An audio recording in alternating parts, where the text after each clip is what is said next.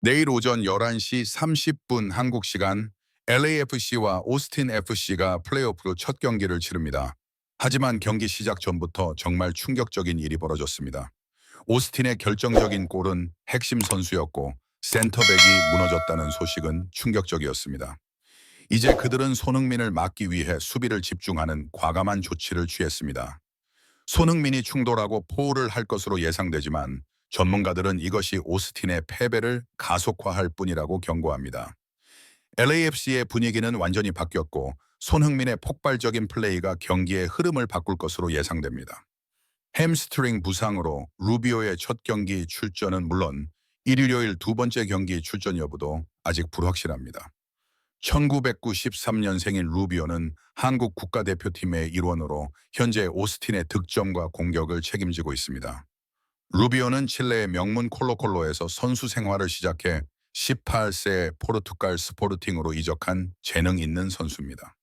그는 MLS의 베테랑으로 스포르팅 캔자스 시티와 콜로라도 레퍼토리에서 8시즌 동안 171경기에 출전하여 55골 35도움을 기록했습니다. 2022년에는 콜로라도에서 우구 16골 7도움을 기록하며 커리어 최고의 시즌을 보내기도 했습니다. 첫 경기가 확정되자 여러 언론은 손흥민 1992년생과 루비오도 1993년생의 맞대결이 될 것이라고 대대적으로 보도했습니다. 그러나 루비오의 부상으로 이 흥미진진한 대결은 무산되었습니다. 오스틴 팬과 선수들은 매우 실망했으며 한 선수는 소셜미디어에 이번 패배에 정말 화가 납니다라는 글을 올렸습니다.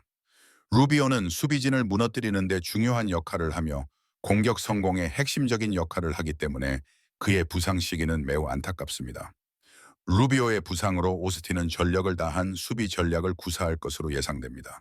니코 감독은 보수적이어서는 안 된다고 했지만 실제로 LAFC의 화력을 막는 것이 최우선 과제가 될 것입니다.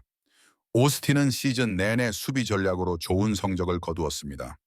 3월 LAFC와의 원정 경기에서 오스틴은 단 0개의 점유만을 기록했는데 이는 클럽 역사상 가장 낮은 점유율이었습니다. 그럼에도 불구하고 그들은 1대 0으로 승리했습니다. 지역 언론은 오스틴이 탄탄한 수비를 펼칠 것으로 예측했습니다. 실제로 오스틴은 많은 펄, 옐로 카드, 레드 카드로 유명합니다.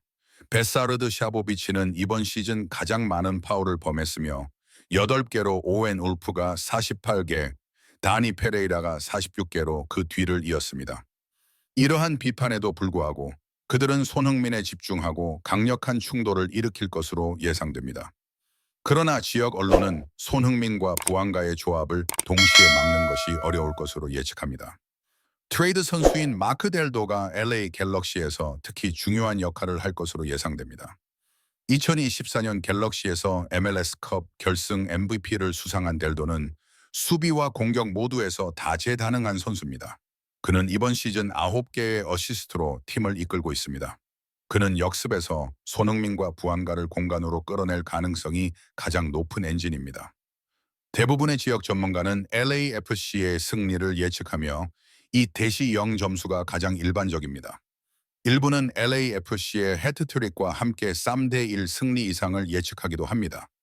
라스베이거스 북메이커에 따르면 오스틴은 이 시리즈에서 6대1로 약간 약해 1라운드에서 가장 큰 약자입니다. 그러나 일부 전문가는 오스틴이 후반전에 무너질 것이라고 예측합니다. LAFC의 공격은 70분까지 오스틴의 견고한 수비를 뚫는 데 어려움을 겪었지만 체력이 고갈되면서 후반전에 무너질 것이 확실합니다. LAFC는 서부 컨퍼런스 3위로 플레이오프에 진출했습니다. 정규 시즌 마지막 8경기에서 승점 19점을 따내며 놀라운 기세를 타고 포스트 시즌에 돌입했습니다. 특히 손흥민과 데니스 부안이 합류한 이후 LAAFC는 완전히 다른 팀이 되었다고 해도 과언이 아닙니다. 언론은 손흥민이 충분한 휴식을 취했고 플레이오프를 위한 최상의 컨디션을 갖추고 있다고 보도했습니다. 실제로 LAFC가 공개한 훈련 영상에는 손흥민의 밝은 표정과 여유로운 태도가 담겨 있습니다. 팀 동료들과의 호흡 또한 향상되고 있다고 합니다. 전 팀 동료이자 토트넘 호스퍼의 골키퍼였던 위고 요리스는 기자회견에서 손흥민에 대해 손흥민은 여기 온 지 몇 주밖에 되지 않았지만 그의 영향력은 엄청납니다. 저는 손흥민이 MLS에서 성공하는 모습을 보고 싶고 그의 목표를 달성하기 위해 더 열심히 노력해야 합니다. 라고 말했습니다. 요리스는 또한 손흥민이 경기장 안팎에서 팀 동료들에게 강한 책임감과 영향력을 가지고 있다고 언급했습니다. 그는 매우 긍정적인 사람으로 에너지를 발산하고 팀 동료들에게 영감을 주는 것을 좋아합니다. 라고 덧붙였습니다. 동료들을 통해 본 손흥민의 리더십은 정말 놀랍지 않습니까? LAFC 감독 스티브 체룬돌로도 이번 시즌을 마치고 독일로 돌아가기로 결정했습니다. 이번 플레이오프 시즌은 그가 좋은 성적으로 마무리할 수 있는 마지막 기회입니다. 체룬돌로는 2022년 LAFC에서 첫 시즌에 서포터스 실드와 MLS컵을 모두 우승한 전설적인 감독입니다. 그는 작년 US 오픈컵에서도 우승을 차지했습니다. 그의 지도 아래 LAAFC는 4년 연속 마이너 컨퍼런스 4위 안에 들었는데 이는 당시 어떤 MLS 팀도 달성하지 못한 업적입니다. LAFC의 공격력은 정말 강력합니다. 정규 시즌 65골을 기록한 오스틴은 밴쿠버에 이어 노스웨스트 컨퍼런스 2위, 전체 4위를 기록했습니다. 손흥민과 부안 외에도 팀은 윙어 제레미 보비스, 공격수 데이비드 마르티네스 홍론, 공격수 네이선 오르다즈를 보유한 뛰어난 공격력을 자랑합니다. 미드필드에는 마크 델도 LA 갤럭시에서 트레이드, 마티우 슈아니에르, 티모시 틸먼, 그리고 최근 영입한 제일슨이 포함됩니다.